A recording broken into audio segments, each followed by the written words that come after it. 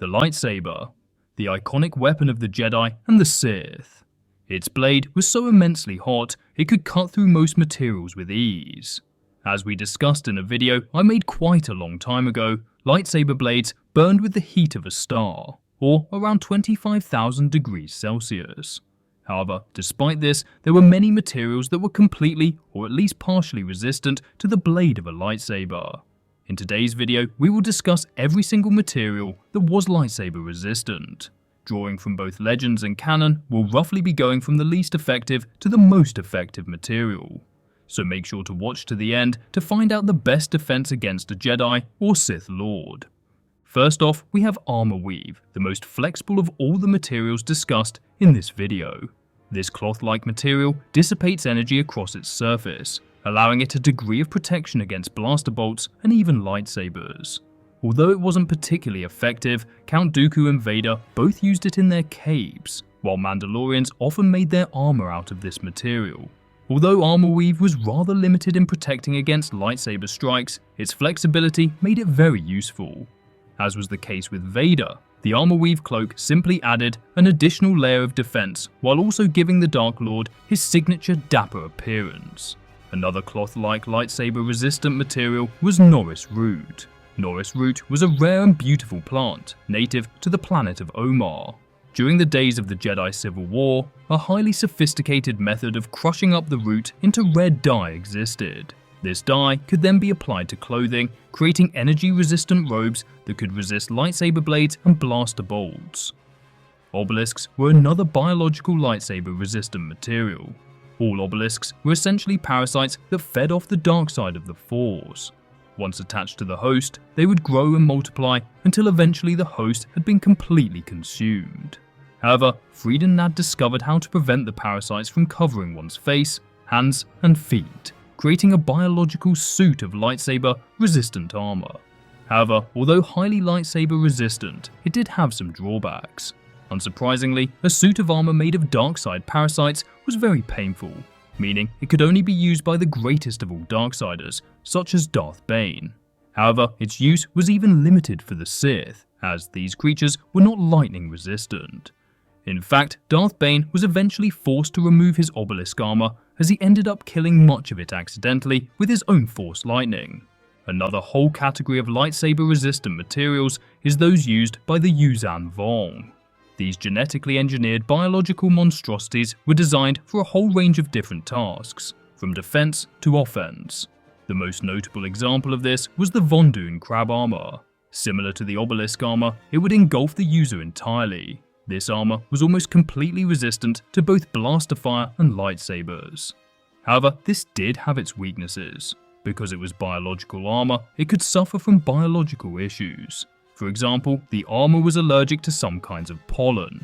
Like the obelisk armor, it was also highly vulnerable to Force lightning, making this ability the Yuuzhan Vong's greatest weakness. The Yuuzhan Vong's main weapon was also highly resistant to lightsabers. The Amphistaff was a genetically engineered snake-like creature that doubled up as both a melee and ranged weapon. The sides of the Amphistaff were razor thin, measuring in the atoms, meaning it could cut through objects as easily as a lightsaber. Like Vondoon crab armor, it was also completely impervious to lightsaber attacks. The only reason that it isn't further down the list is because of its major weakness. Like most Yuuzhan Vong biotech, it was susceptible to allergies, viruses, and electrical currents, which dramatically decreased its effectiveness. A lightsaber-resistant Skullblades material from the Force Unleashed games was Felucian Skullblades. Using the bones of an unknown creature native to their planet, the Felucians were able to create immensely strong blades that could resist the immense heat of a lightsaber. It is believed that the creature's bones contained many microcrystals with similar properties to kyber crystals. Once they were imbued with the Force, it allowed for an extremely deadly and almost indestructible blade. Next up, we have Ultrachrome, a lightsaber-resistant material used by the Inquisitors in Legends, as well as by the Sith during the Great Sith War. Ultrachrome was a superconductor, meaning that energy from slugs, blasters, and lightsabers was instantaneously dispersed across its mass. This prevented the energy from concentrating in one place and cutting through. While this made it highly lightsaber resistant, it had one major drawback. If enough energy was pumped into the armor or shield, it would all simultaneously melt, leaving the wearer in a very precarious position at best, or covered in molten sludge in a worst case scenario. This is likely why most opted to use this material in vibro shields rather than armor, allowing them to quickly discard it without injury if it became overheated. Frik was another lightsaber-resistant material that probably saw the most use during the Skywalker saga era. Frik was mined on Gromus 16, producing an extremely light and durable metal after it had been processed. In fact, it was so strong a Frik container survived the destruction of Alderaan. It is thought to have been invented during the Mandalorian Wars by a scientist named Gorman Vandrake. Vandrake was also known for his experiments on the weaponization of exogorths. However, that's a story for another day, so make sure to hit the notification bell for that upcoming video. Frik was also known for dispersing electrical currents. This made it the near-perfect material for use in the Magna Guard's electrostaffs, and was also used in Palpatine's lightsaber. After the rise of the Empire, every Frik mine was nationalized, and the material saw extensive use in the Legends version of the Dark Trooper project. The next lightsaber-resistant material on the list is neutronium, an incredibly dense metal used to shield from radiation and plasma. Its density was so great, gravity-sensitive species noted how it warps space-time around it, a bit like a black hole. Due to its scanner-resistant properties, Palpatine used this material in the statues of the 4 Sages of Duat, using it to secretly house his lightsaber inside. Unfortunately, that's all we know about neutronium in both canon and legends, but hopefully we'll get to learn more very soon. Another lightsaber-resistant material we know very little about is songsteel. This luminescent silver metal was extraordinarily light and resisted lightsabers to a similar degree as Frik or the soon-to-be-discussed Cortosis. Songsteel was very rare and could be crafted into swords or staffs that were almost completely resistant to the heat of a lightsaber. The next material was predominantly used long ago, during ancient days of the Jedi Order.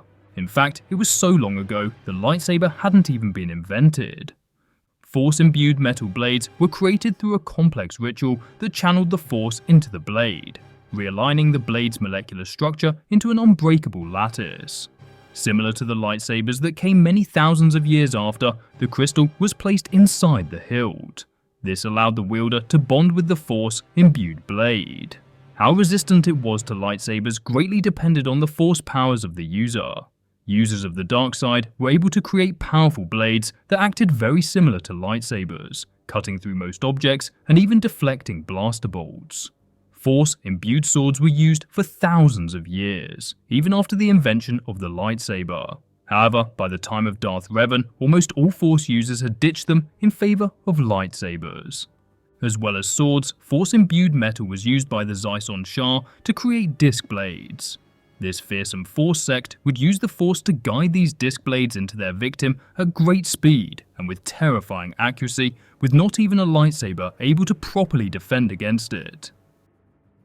Next up, we have the most famous lightsaber-resistant material, Mandalorian iron, commonly known by its Mandoa name of Beskar. It could only be found within the Mandalore system. The Mandalorians saw this metal as sacred, and would not allow those outside of their culture to wear it. In addition to this, forging weapons such as spears with this metal was highly frowned upon, as Beskar weaponry was one of the few things that could pierce Beskar armor. However, in Legends, the Mandalorians used Beskar to make the Mandalorian saber, known in their language as the Beskar, heavily resembling the Darksaber. These sabers were first used by the ancient Tong, the species that invented the Mandalorian culture. Due to its extraordinary properties, almost all of the Beskar was strip mined by the Imperials in both Legends and Canon. However, in Legends, the war with the extragalactic Yuuzhan Vong exposed a gigantic vein of Beskar on Mandalore. So much in fact, they began armoring entire ships with this extremely durable metal, allowing the Mandalorians to become a great power once again. The hide of the Zillo beast was highly lightsaber resistant, as we saw during the Clone Wars.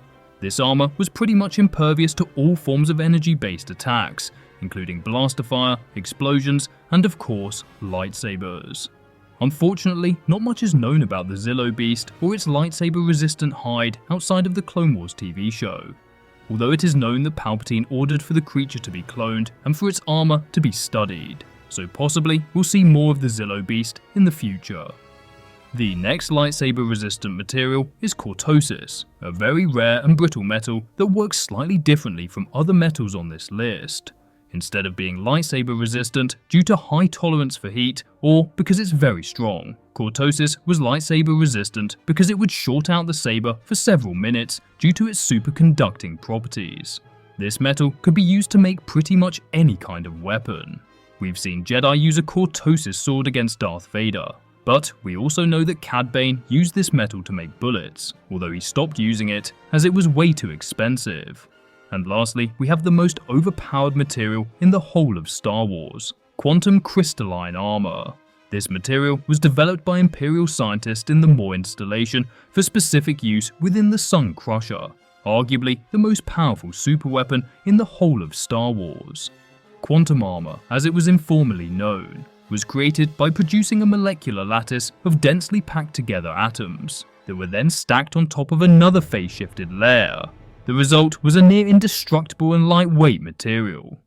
In fact, it was so strong the Sun Crusher's quantum armor quite easily survived a hit from the Death Star prototype.